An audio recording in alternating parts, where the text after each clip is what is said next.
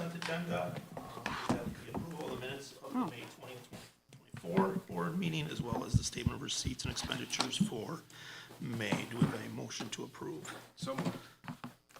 Second. We have a first and a second. Any additional discussion? All in favor say aye. Aye. Opposed? And that passes. Jeff, superintendent's report.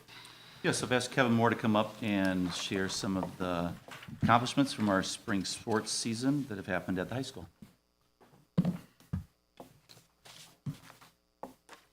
Good evening, everybody. Once again, just like in seasons past, this past year, we had a very exciting and excellent sports season here at GHS. Start off with track. 7 GHS athletes competed in the state track and field meet. The 1,600-meter relay team of Emily Sewell, Marissa Morgan, Callie Tagliapietra, and Josie Gerke took 4th place and set a new school record in the process. The 3,200-meter relay team of Leanna Weinhold, Claire Willie, Callie Tagliapietra, and Callie Faust took 5th place, also setting a new school record. In individual events, Leanna Weinhold took 6th place in the 800-meter run, and Callie Faust took 8th place in the 1,600-meter run and 14th place in the 3,200-meter run, setting new school records in both events. The golf team qualified for sectionals, meaning they finished in the top 4 in their regional competition, qualifying for them for sectionals as a team. Miles Jagger qualified individually for the state golf tournament. Jake Lydell was the second team all-conference honoree. And Kendall Conrad, Miles Jagger, and Billy Rice were named academic all-state as well. In baseball, Luke Mahalik made the second team. Garrett Blanc and Tyler Tagliapietra were both honorable mention all-conference honorees this past season. The softball team were regional champions, and Grace Savara, as a freshman, was second team all-conference. Braley Sumner, Liliana Verplanke, and Allison Wieseman were honorable mention all-conference honorees for girls soccer this season.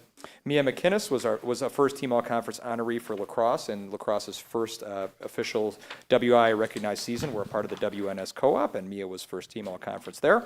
And then Michael Pan, I'd like to mention, was part of our boys tennis team. Michael was our first individual state tennis qualifier since 2016. Michael's also a freshman, so a very bright future for him as well. So that would be our spring sports athletic highlights this year. Thank you. Great, thank you. Thanks, Mr. Moore. Our Grafton Summer Learning Academy began on June 10th, and with the heat wave that we've had, very blessed to have air conditioning at both Woodview and John Long for our students and our staff. So a reminder that we complete session 1 this week, and then we're off for the 4th of July, and then we come back together July 8th through 18th, and then the 22nd through the 1st for our Summer Learning Academy. Construction update. Since our last month's board meeting, we met for a final time with our 5th grade teachers, the John Long Middle School special ed teachers, and Lisa Bowler with Growth Design and C.G. Schmidt to finalize the classroom designs. The architectural review application has been submitted to the village for their July meeting, and then the next week is the Plan Commission submittal, so those are coming forward. And then during one of our final PD days, Jill and Craig led our 4th and 5th grade teachers in reviewing the traditions we currently have in each of our grade levels at both Kennedy and Woodview, finding that some of those are different based on the building. They also discussed the traditions to continue for 5th graders as they move forward to John Long, as well as new traditions for 4th graders.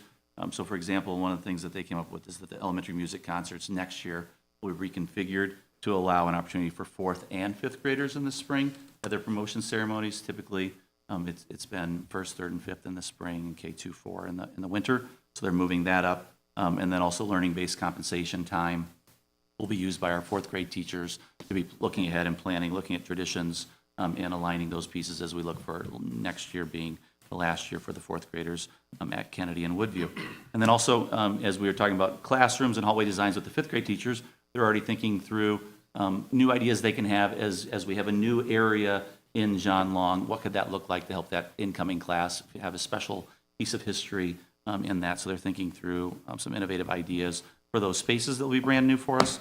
And so just trying to reassure people that teachers and administrators are very aware that next year is a big year for both our 5th and 4th grade students as we look at finishing the year and making sure there are no lost opportunities with that. And then also speaking with Jill and Craig, they'll be sending out a midsummer principal letter to highlight the things to come. So some of those things I'm talking about now, as well as other decisions that teachers are making or traditions that they're bringing forward and things that we're aligning with. One of them, the Madison field trip, has always been a big deal at 4th grade. And now with that being the final piece at the elementary level, that'll be like a culminating activity. So we're aligning more closely together across our buildings making sure we have expectations the same at each of those buildings, and have that really be a culminating activity for our fourth graders. And with that concludes my superintendent's report. Any questions for Jeff? Okay, thank you.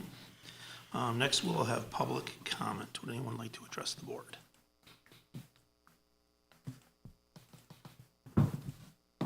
Okay. We might have one. Name and address, please. Nicole Kroll. I live at 1248 Marina Drive.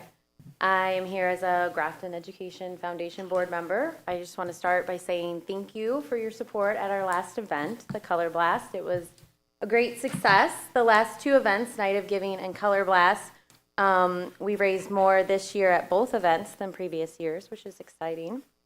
Our annual Seeds to Harvest campaign will go out in September, and we are in the planning stages of a new fall event. So September 28th, we're going to host a trivia night, and it will be at what was previously the N7 coffee shop.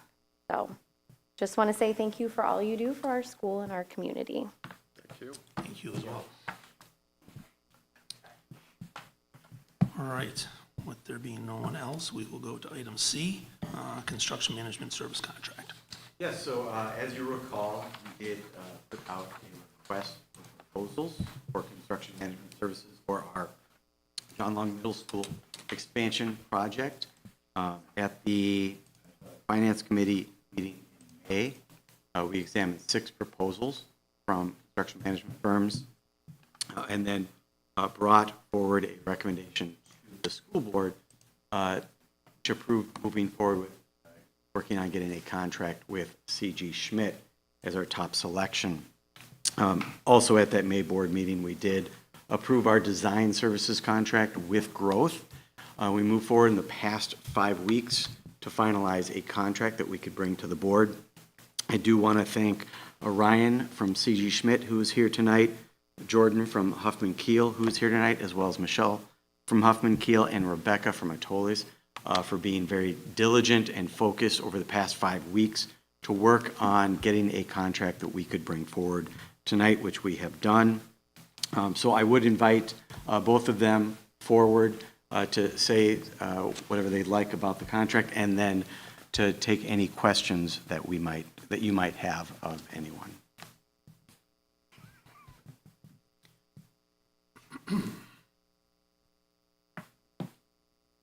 Good evening. My name is Jordan Schultz from Huffman Keel. I'll go first since I got up here first.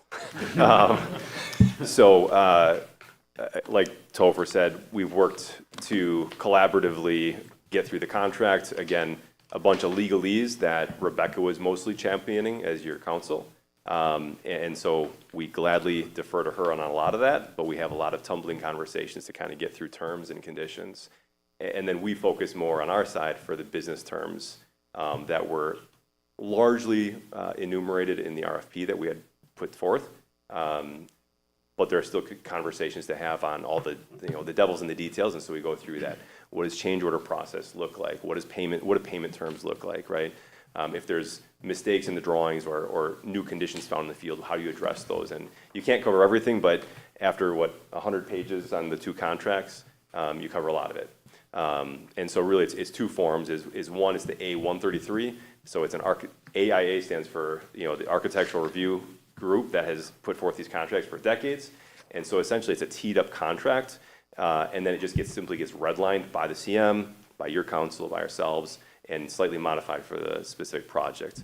And that particular contract, the 133, is for an agreement between an owner, the district, and a CM, the construction manager, with a GMP, meaning a guaranteed maximum price. So guaranteed maximum price doesn't mean that we see a dollar amount on day one and it stays there, right? There are going to be changes where someone says, hey, I want a new desk, or I want this, or we find some conditions that are going to be above and beyond that. But by and large, the goal is to hit that GMP, aside from those additional change orders that will come forth in the review process. The A201 then is the general conditions, and so that's the second document, and it has an exhibit. But those are really just, as it says, right, general conditions. So it talks about a lot of the due process that is done throughout the project, right? Again, payment terms, insurance requirements, subcontractor liability, et cetera, et cetera. So, again, a lot of back and forth on it, and just look at my highlight reel. Again, what documents supersede others, right? If you have the specs, are those more important than the drawings, right? When there are changes to be addressed, which there will be, as I said, how does that process go, and how do we protect the interests of the school while also making sure that the general contractor and the subs are paid for extra work in the field? And then when you wrap up the project, right, what does the final process look like for final payments, and making sure that we've got as-bills for the project and that we're crossing our Ts and dotting our Is at the very end. I'll let Ryan share any comments that he wants, and then we can take any questions you might have. Thanks, Jordan. First, I just want to thank everyone at the district for how quickly and expeditiously we got through this contract. It's a very detailed process of back and forth with the attorney and the owner's rep, but I think we got through it very swiftly and came to terms without any heartburn on any side. Going forward, we've started doing some budgeting of the schematics that we'll present to the core team, and then have that GMP that Jordan mentioned this fall brought to the board to lock in that price for the actual construction. So we're excited to get started, and thank you all for your time. Any questions for Jordan or Ryan? No questions, but just thank you for the hard work that went into it. I looked at every subsection of that, and there's a lot, and it was good changes that were just clarifying things and to get everything to better the interest of the position the district holds in that, so thank you for that. Okay. I think we've been through this, the discussions have been made, and I think this is the direction that we're going to go, so I appreciate getting over this hurdle so that we can have this behind us as well, so that we're all comfortable and have agreement with, how we're going to proceed. So with that, I would look for a motion to approve the construction management contract with C.G. Schmidt. So moved. Second. Discussion? All in favor, say aye. Aye. Opposed? And that passes. So, thank you very much. Thank you. Thank you. Looking forward to working with you. All right. Personnel report. Yes, we'd ask for board approval for our new hires of Holly DePoctor, Business and Information Technology teacher at John Long Middle School, Caitlin Gillespie, Special Education teacher at Grafton High School, Candace Helling, Special Education teacher at Grafton High School, Emma Hurley, fourth grade teacher, Kennedy Elementary School, and Betsy Pelichek, school psychologist at John Long Middle School. Informational only, we have resignations of Jennifer Jacobson, office assistant at Kennedy Elementary, Chris Holloway, student supervisor at Grafton High School, Rebecca Coos, library media aide, Grafton High School, and Nicole Schwann, special education aide at Kennedy Elementary School, and a retirement of Patty Hetner, special education aide at Woodview Elementary School. Any questions? So with this, then where are we with the hiring process, or what do we have openings for? Yep, we are fully hired for teachers at this point, so kudos to our admin team and their staff that have worked hard on a number of interview teams as we've had over the last couple of months. There are still a couple support staff positions that are out there, but for teachers, we're fully hired. Good to hear. All right. No other discussion. With that, I would look for a motion for the approval of Holly Factor, Business and Information Technology teacher at John Long Middle School, Caitlin Gillespie, special ed teacher, GHS, Candace Helling, special education teacher, GHS, Emma Hurley, fourth grade teacher, Kennedy, and Betsy Pelichek, school psychologist, John Long Middle School. Do we have a motion to accept those new hires? So moved. Second. Discussion? All in favor say aye. Aye. Opposed? That passes, and we welcome them to the district, as well as Jennifer, Chris, Rebecca, and Nicole. We wish them luck in their next endeavors, and for Patty, congratulations on retirement. So, all right, thank you very much for that. Next, we will go to item E, informational items. On June 12th, Mark and I on the Village Liaison Committee met with the village. Topher sat in for Jeff. We had 2 agenda items. One was village development. Jesse Tice went through just a rundown as far as where everything is at, both, in the district or in the community with, all of the residential as well as the, business updates, gave updates as far as, where each of the subdivisions are. So we appreciated that and knowing where they're at. And the second item was the school resource officer. The village has come back to us with the contract and agreement for the SRO. So we had some discussion as far as what they were looking at and the information that they were sharing with us. And since then, Jeff has followed back up with Jesse for a meeting. And I don't know if you have any update or thing to say regarding that. Yeah, we met with him on Thursday and heard where the village was coming in on their proposal for the second resource officer. We then talked about that in closed, and I'll be following back up with Jesse from the district's perspective on the second resource officer. Yep. So no decisions made out of that. It's, we try to meet quarterly. So I think as you're meeting with Jesse, we'll schedule that next one for somewhere near the beginning of the school year, and it'll be hosted here. So we just go back and forth between the village hall and the district office.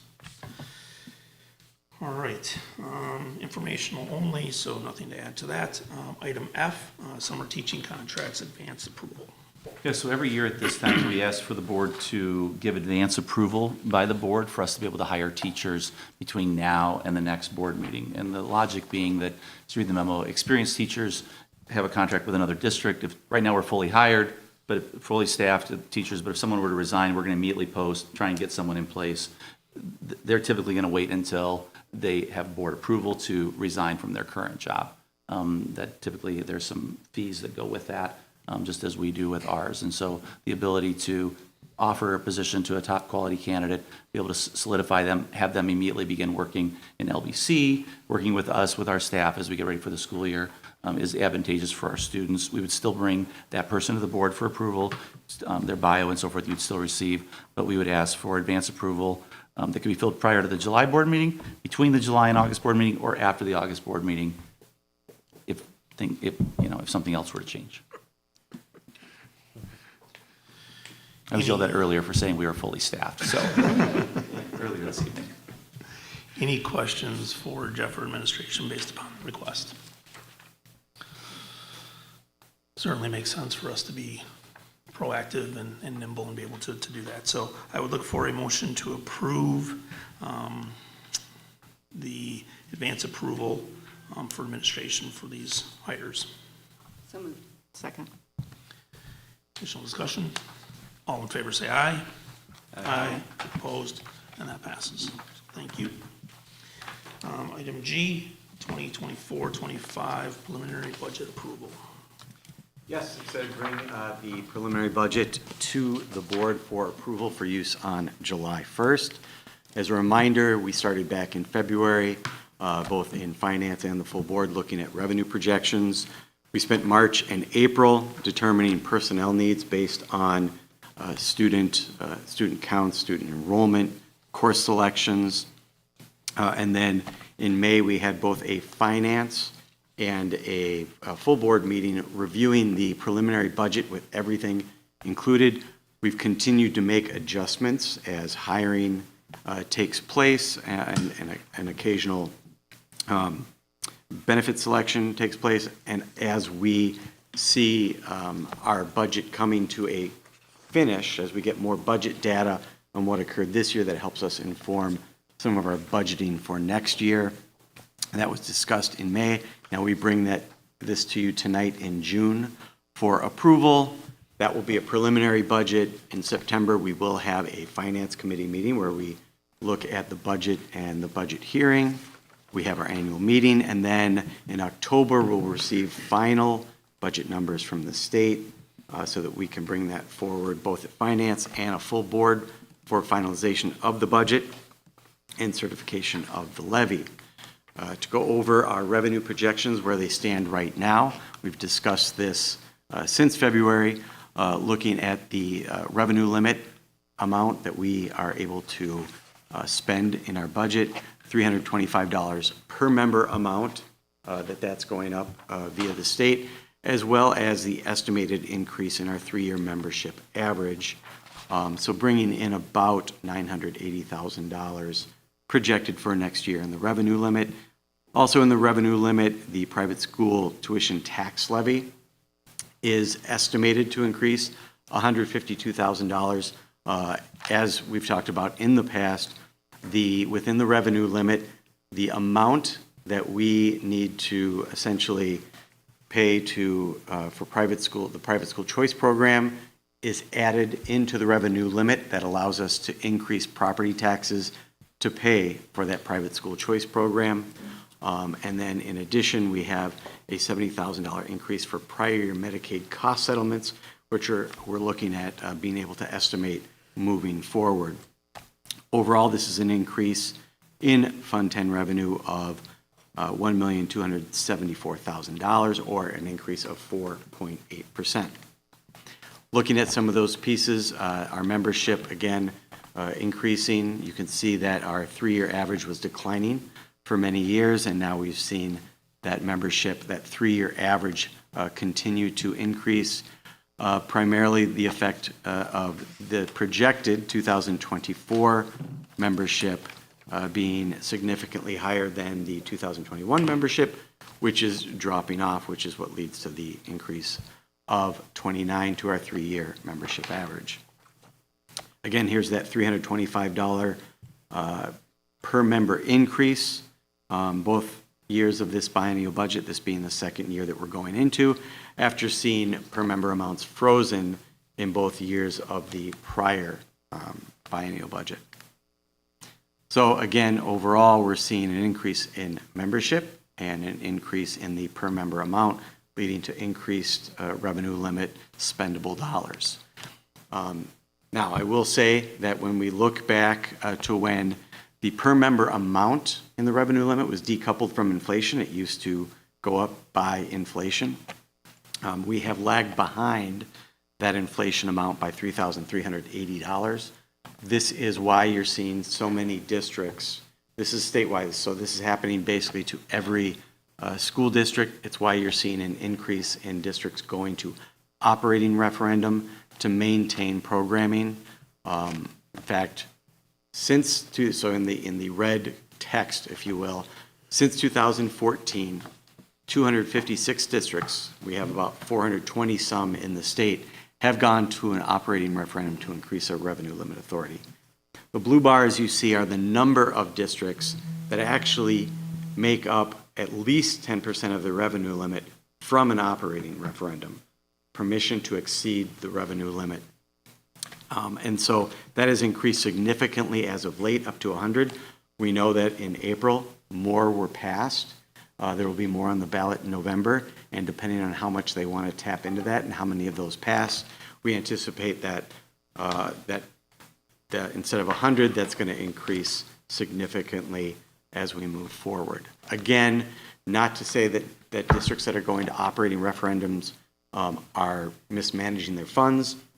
It just simply, when inflation is increasing so significantly, and we're seeing after a year where we received $0 and $0 per member that we could increase our spending, and then seeing $325, which is essentially about a 2.7% increase per member, that certainly is straining a lot of districts' budgets. We are not looking at an operating referendum right now. I want to be clear on that, though many of our neighbors are. So again, looking at that tax levy for private schools, we're anticipating that that will increase as dollar amounts per member increase. And you can see that significant increase in the amount that we levied to pay for this private school choice program in 2022-23. That was very much due to the fact that the amounts that schools got participating in the private school choice program went up so significantly. So high school voucher students brought in, the increase to those students was over $3,300 per student. Independent charter schools also went up over $2,000. The special needs voucher went up almost $2,000. And the K-8 voucher students brought in an additional $1,500 to those schools per student. That's similar to what we were asking for typically around the state school districts to try and catch up to inflation. And what we received was the $325, just as a comparison per student in both years of this biennial. Another area the school districts were asking for help in was the reimbursement amount that we would get for spending for special education.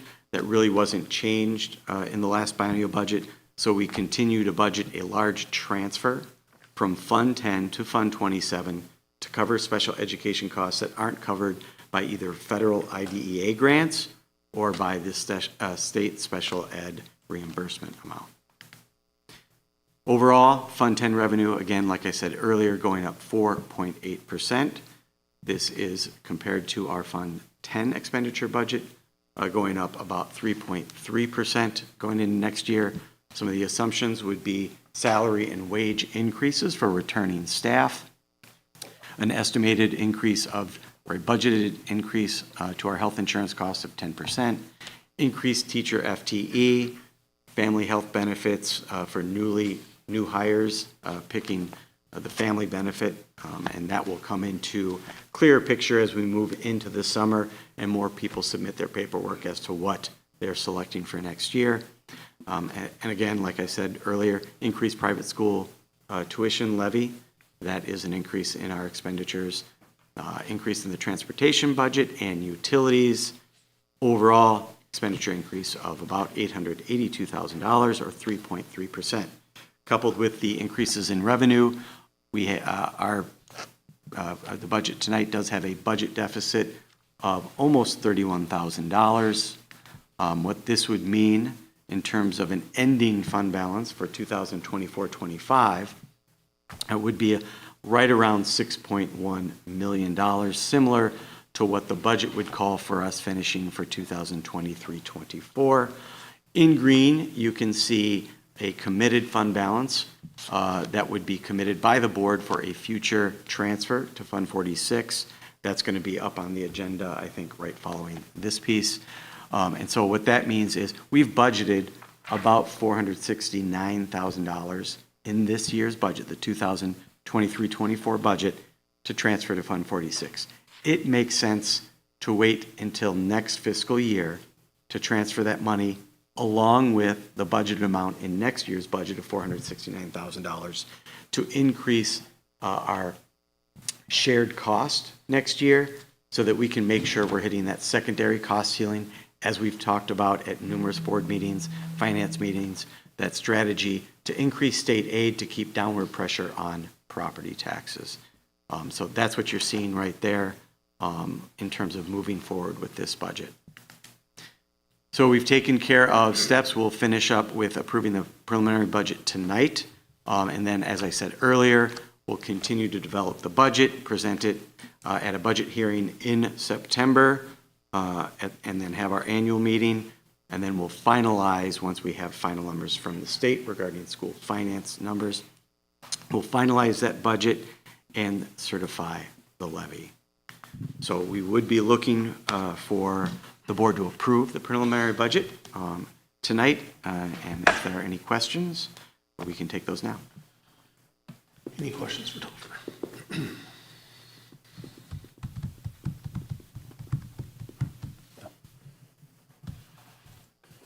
Okay. Seems to be in line with what you've been sharing, so a few more bits of information still to come in the next couple of months, but I think from what you've shared with us previously to what we've seen tonight, that there's really no surprises. Yeah, and this would be the eighth time that we've discussed the budget in total or in portion. Yes. Okay. With that, I would look for a motion to approve the 2024-25 preliminary budget as presented. So moved. Second. Any additional discussion? All in favor, say aye. Aye. Opposed, and that passes. Thank you very much, Topher. H, I think you're up again. Yes, so as I referenced earlier when we were talking about the budget, we'd be looking for the board to commit the $469,050 that is budgeted to be transferred to Fund 46 this year, to instead be committed to committed fund balance for a future transfer to Fund 46, with the plan being to transfer it in 2024-25, which is why when you look at that fund balance, you see that it's not there anymore, because we would in fact be transferring it to Fund 46, and of course along with the budgeted amount. And again, like I said earlier, this is really, it's the timing of our expenditures to try and maximize our state aid and minimize property taxes. Questions on that transfer? Appreciate you looking out to find the best way to do that and to protect the taxpayer, so thank you. With that, I would look for a motion to approve committing $469,050 of fund balance for a transfer to Fund 46 in the 24-25 fiscal year. So moved. Second. Additional discussion? All in favor, say aye. Aye. Opposed? And that passes. So thank you, Topher. Jeff, next, enhancing our future Phase 3 update. Yes, so at the May 13th Finance Committee, we presented bids for construction of the restroom concession area down by the soccer fields. And the Finance Committee tabled the agenda item and asked for more information on the subject and the possibilities for fundraising, because we are short the amount of money needed in order to be able to complete the project. So after we received this direction, Mr. Nada, Mr. Kaler, and myself met with a group of parents at the high school who are interested in donating shelters for the soccer field. The soccer shelters are not part of Phase 3 at this point, but they expressed, they've been fundraising towards this. They expressed a desire to be able to finish that fundraising, to be able to have shelters on the field, and they also expressed a desire to help us with Phase 3 and complete that project. I think we're at 167,000 approximately short of our fundraising goal there. So they are more than happy to collaborate with us pending board approval of tonight's topic, that they would be able to start working with us right away with that. With the time-sensitive nature of their requests and the school year coming, we didn't want to wait for another finance committee once the school year begins. So we are seeking approval for this group to be able to finalize their project and be part of Phase 3. And if they do that, then the board approves that, moving the shelters into Phase 3, then we would set up a meeting immediately or not immediately, because I'll be on vacation later this week, but we'll set up a meeting in the near future to start strategizing and creating a contact list and potential donors to be able to move forward with Phase 3 once the board approves moving the shelters into Phase 3. No, I would, I was at that meeting, the members of the soccer group were definitely wanting to move forward with the shelters and definitely willing to help us with the fundraising. And I feel really confident with them, with their ability to help us. It's not a huge dollar amount as they felt, and I don't think it is either. So I think knowing some of those people that were at that meeting and involved, I think this will get done. I've actually talked to Jake Wilde, the soccer coach, and given him some input on some people that he might want to reach out to, and he's already started that process too. So I'm feeling real good, and there are other parents that are ready to step forward beyond the shelters to get this done. I think there's just, from their side, there's a pressing need now. They have a lot of senior kids graduating that they want them there, but there are also parents there with younger kids willing to see this through. So I'm confident this will happen. I'd echo everything that's been said. The request for the shelters, a lot of work's been put into that at this point. And I think they understood our perspective and we learned theirs as well. And I certainly think working together, we can achieve everything for the last phase of the facility, as well as to have, this on the field for the players. So any questions regarding the meeting, the discussion? This would just mean that we're accepting that we would put the shelters into that phase. We'll come back to Finance Committee before we make any financial commitments to move forward.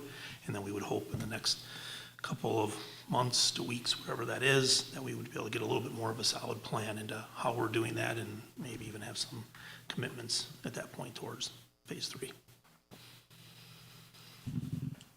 All right. With that being said, I will make a motion to accept the shelters to be included in Phase 3 of enhancing the future campaign. Is there a second? Second. All right, we have a first and a second. Any additional discussion? All in favor say aye. Aye. Opposed? And that passes. So thank you very much. J, WIA membership renewal. Yes, we have bringing forward board approval of joining the WIA. It's something that we're required to do. If we do not join the WIA, we are denied readmission for 4 years. So we would hope that the board would say yes to joining the WIA. So we'd recommend that we approve joining the WIA for next year. Do we know what conference we'll be in? We do. We know we're going to appeal that too. But that's not what we're talking about here, Mr. Nutter. We're talking about the WIA membership renewal. All right. With that being said, do we have a motion to accept the WIAA membership renewal? So, Second. Additional discussion? All in favor say aye. Aye. Opposed? That passes, and we're set for 4 years, so thank you. K, SWSA membership renewal. Yes, we are part of the Southeastern Wisconsin Schools Alliance. They advocate on our behalf at the state capitol and various legislatures. They also provide information to us on hot topic items, both in our state and across the nation. In the packet, you can see the various schools that are listed as being part of the consortium. You'll notice that two districts pay less than the others. That's because of the roles that they play within the organization. Otherwise, everyone's paying the same fee of $3,200. So we would ask for board approval for us to continue to be part of the Southeastern Wisconsin Schools Alliance. Questions, discussion? All right, I will look for a motion to accept the Southeastern Wisconsin School Alliance agreement as presented. So move. Second. First and second, additional discussion. All in favor say aye. Aye. Opposed, and that passes as well. L, youth apprenticeship agreement. Yes, so this is our annual agreement that we have. We are part of the Ozaki Youth Apprenticeship Consortium that has Port Washington, Saukville, Northern Ozaki, Cedarburg, Random Lake, Mequon, Thiensville, and the Ozaki Economic Development. It's an opportunity for our students to be involved in a 1 or 2 year apprenticeship, really for students that are thinking of either entering the workforce after graduation, maybe entering a registered apprenticeship after graduation from high school, potentially planning to enroll at a technical college or university for an occupational related program, or even students that are thinking about this as a career and decide to go into it and then don't do it. So it's a really great hands-on life skill, learning skill that they're learning. If you remember last year, they moved away from, years past, there'd always been a cap. It was so many kids and it was capped, and they moved away from that, and it was just however many kids you had, and then last year they moved back to the cap. So we're still at that cap limit for the students that we have in our program. But it's a great opportunity for our kids getting involved in our community. And so we would ask for board approval for us to continue being part of the Ozaki Youth Apprenticeship Consortium. Questions? Okay, great program. It's great for our kids. So with that, I would look for a motion to approve the Ozaki Youth Apprenticeship Agreement as presented. So move. Second. Any additional discussion? All in favor say aye. Aye. Opposed? That passes as well.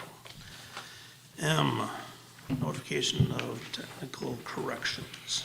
Yes, for board policy 131.1, if there are corrections that come through that are just technical in nature, the board has authorized the superintendent to make those corrections, but then to notify the board at the next meeting. So policy 171.4 under treasurer, policies 1211, 3211, 4211 under whistleblower protection, policy 2210 in curriculum development, policy 2230 curriculum course guides, policy 5461 children at risk of not graduating from high school, and policy 8442 reporting accidents had minor changes to those policies, and so informing the board of that.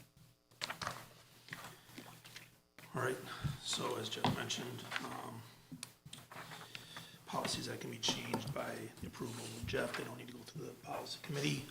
We do not have to have this approved, so information only. Okay. All right, well, thank you for approving those, and we are are set. N, student overnight trip request. Yes, we have two overnight trip requests that we would ask for board approval. One for the GHS girls basketball team, the Ultimate Team Camp at UW Stevens Point. And they are leaving on June 25th and coming back on the 27th. They're taking our school vans, and you can see the fee as well as the fundraising that they've done towards that camp. And so we would ask for board approval for that, as well as the GHS dance team going to a summer camp at Carroll College, leaving July 24th and coming back on the 27th. Similar to the basketball team of the team building and so forth, as well as skills. Parents will be driving students, and they're staying at the dorms in Carroll. And you can see the fundraising activities that they've done to prepare for this. Any questions? All right, I'd look for a motion to approve the JHS girls basketball and GHS dance team overnight trip requests. So moved. Second? Additional discussion? All in favor say aye. Aye. Opposed? And they are all set.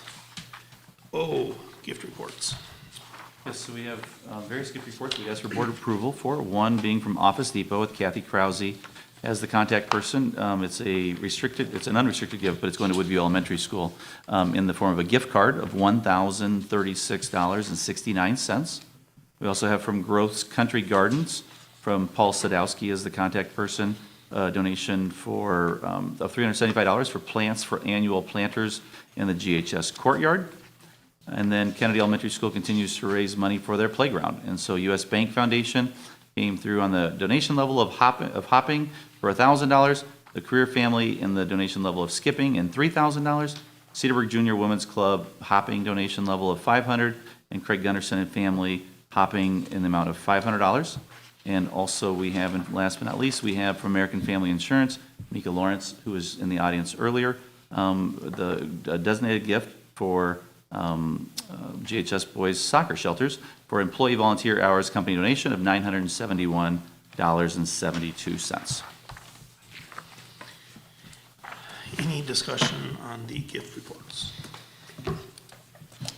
All right, seeing none, I would look for a motion to accept the gift reports as presented. So moved. Second? Additional discussion? All in favor say aye. Aye. Opposed? That passes. We thank each of them, and we'll get them a letter of appreciation. All right, that takes us to adjournment. Do we have a motion to adjourn? So moved. Second? All in favor say aye. Aye. Opposed? We are adjourned. Thank you. All right. Threw me off. I didn't know if I needed to go around there. Any discussion?